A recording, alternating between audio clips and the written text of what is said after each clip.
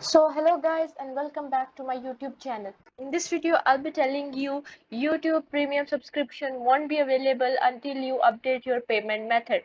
So many of you may have faced this error, and this is mainly because at the time of your subscription renewal you didn't have enough balance. So now when you have enough balance, how you can renew your subscription?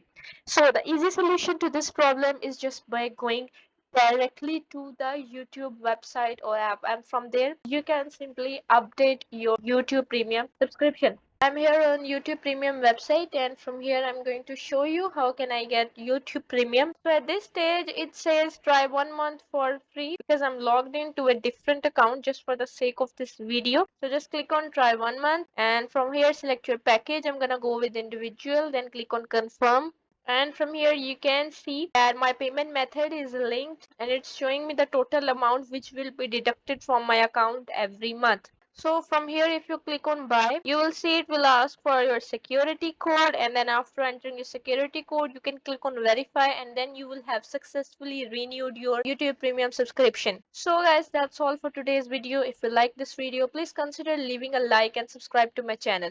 With that being said, we'll see you in the next video.